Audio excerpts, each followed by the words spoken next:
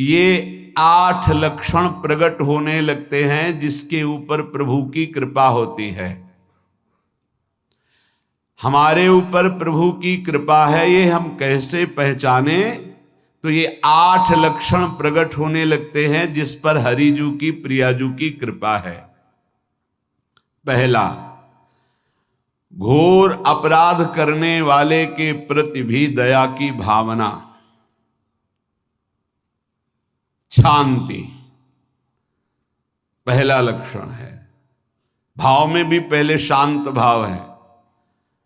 हमारे ऊपर श्री हरिजू की कृपा है, इसकी पहचान ये 8 लक्षण।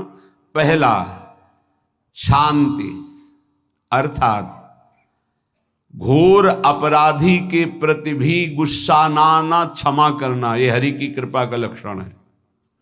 देख लो भाई, घोर अपराधी शब्द तो जाने दो, जरा सा प्रतिकूल हो जाए तो लाख समझाओ पर भ्रकुटी तनी रहती है। भला ऐसा है? अपराधी पर भी क्षमा का भाव होना, ये हरि कृपा पात्र में ही होगा, अन्य में नहीं। तो अगर अपने हृदय में ऐसा लगे कि ऐसा नहीं है तो हरिजू से प्रार्थना करनी चाहिए कि कृपा करो, मेरे में सामर्थ्य आवे।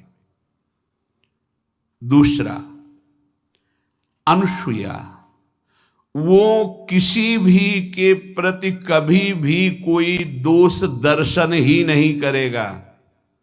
दोष कथन, दोष श्रवण की तो बात जाने दो।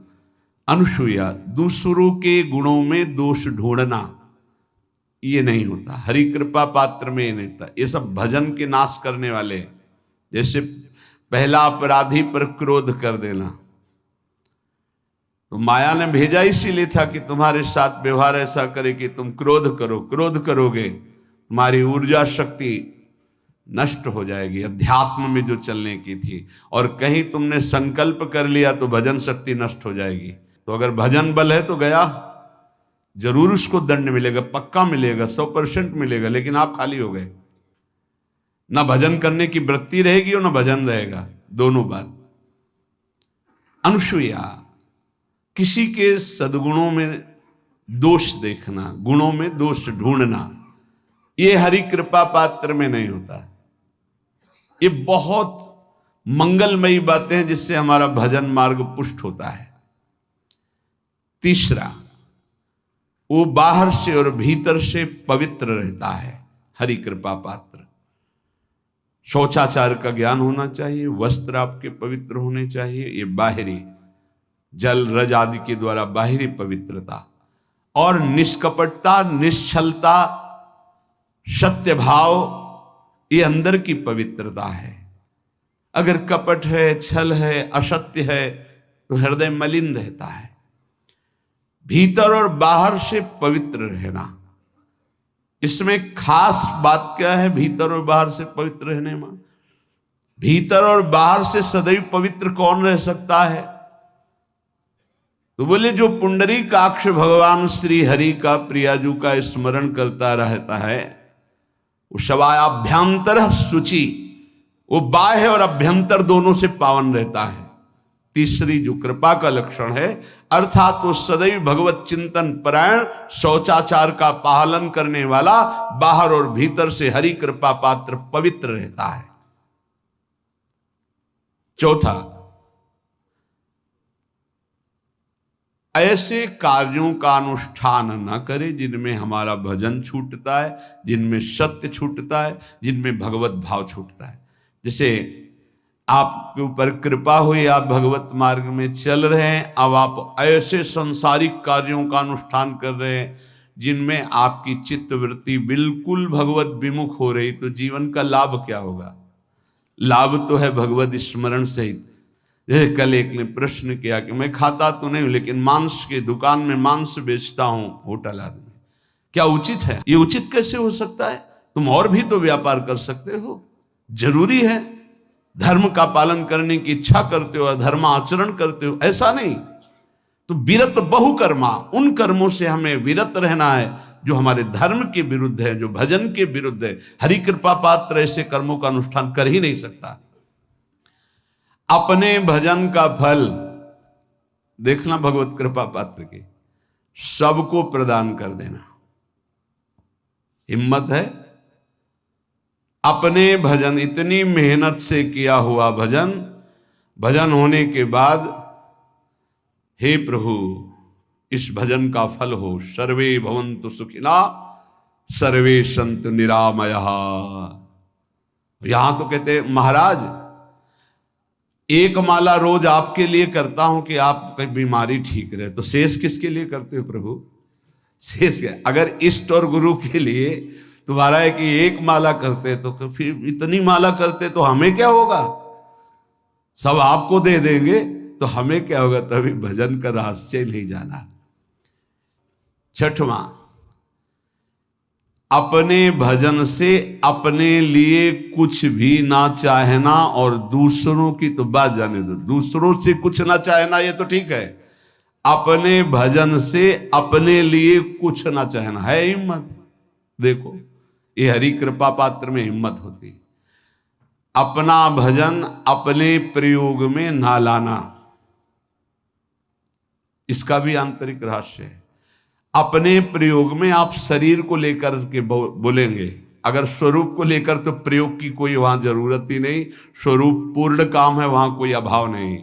जब आप कोई भाव अपने लिए करेंगे तो देह भाव होगा, देह भाव से किसी विषय की मांग होगी। विषय पूर्ति भजन का फल नहीं होता, भजन का फल होता विषय निवृत्ति। बहुत जोर की बात है, कैसे समझ में आए? अपने भजन का भी फल अपने लिए नहीं, दूसरों से कुछ चाह रखना तो बात ही जाने दो, भजन से भी कोई अन्य सुख की चाह नहीं हुई। क्या चाहिए? भजन ही बनता रहे, भजन का फल भजन बनता रहे, खूब निरंतर जप करते रहे। सातवां, किसी भी मान सम्मान कीर्ति पद प्रतिष्ठा के मिलने पर हृदय का असंतुष्ट हो जाना, यह हरि कृपा पात्र का लक्षण होता है। प्रणाम नमस्कार जय हो तो हृदय में असंतुष्ट हो जाना चाहिए। कोई किंचन मात्र अभिमान न उदय हो जाए। प्रभु बचाओ, ये माया की चकाचौंध से बचा लो नाथ। कौन सा अपराध बन गया कि आपकी जय की जगह यहां हमको ऐसा सुनना पड़े। मान प्रतिष्ठा कीर्ति जिसके लिए बड़े बड़े लालायित रहते, हरि कृपा पात्र को विष की तरह चुभती है। और आठवां, किसी भी प्राणी समुदाय से संबंध ना रखते हुए सब पर दया की भावना, सब पर कृपा की भावना, सब पर करुणा मैत्री, पर किसी से ममता नहीं। ये सूत्र बहुत व्यवहार में प्रयोग करने योग्य है। सबसे करुणा और मैत्री, पर किसी से ममता नहीं। करुणा तो करी भरत जी ने, मैत्री भी की मृग से, पर ममता रहित नहीं रहे। ममता कर ली तो अगला जन्म हिरण का हो गया। ममता नहीं रखी। निर्ममो निरहंकारा, करुणा।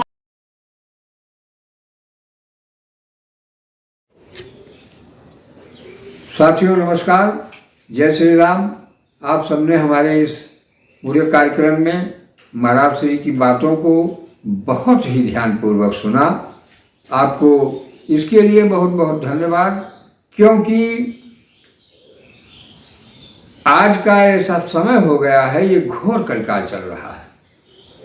पांव दे यह मार्ग सोई, यहाँ तक कि धर्म के पथ पर चलने के लिए कोई आपको जाने नहीं देगा। लेकिन आप लोग बहुत बहुत धन्य हैं कि आप हमारे इस धार्मिक प्रोग्राम में आए और पूरा कार्यक्रम हमारा सुन रहे हैं और सुने।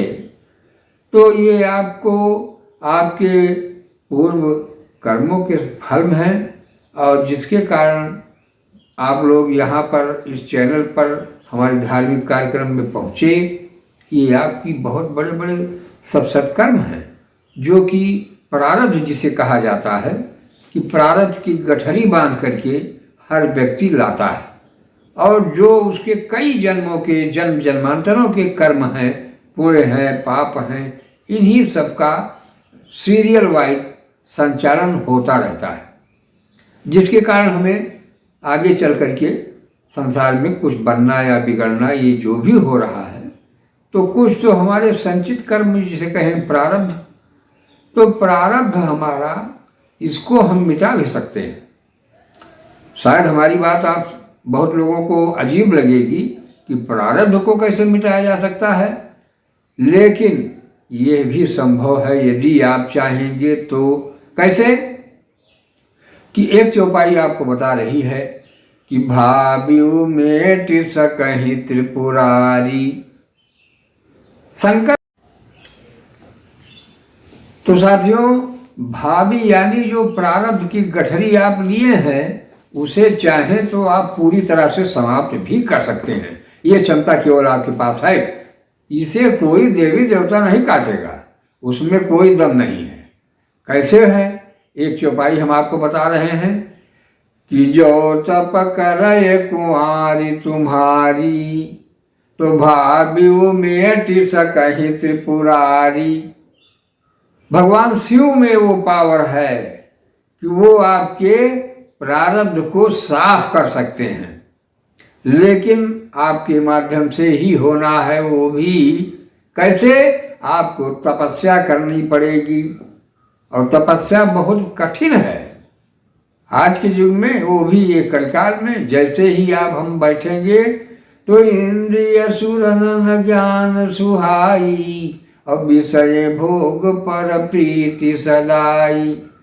इंद्रियां ही आपकी इतनी चंचल हो जाएंगी कि आप जो है सत्कर्म धर्म पे जाने ही नहीं पाएंगे। तो इन सबको हमें छोड़ते हुए संसार में रहते हुए विरक्त रहना पड़ेगा, और अपनी तपस्या में, जैसे बच्चे जो हैं आजकल लगे हुए हैं, जो पढ़ाई या तैयारी ऊंची ऊंची वो करते हैं, वो एकांत में उन्होंने सब चीज़ों को त्याग करके तब वो जा करके कहीं IAS PCS ऑफिसर्स किसी भी सर्विसों में जा पाते हैं। तो हमें इसके लिए तपस्या करना पड़ेगा। तो साथियों, आप लोगों ने हमारे इस पूरे कार्यक्रम को देखा, सुना, आपको कैसा लगा? आप लोग हमें कमेंट के माध्यम से जरूर बताएं। गलती को क्षमा करते हुए जय श्री राम, धन्यवाद।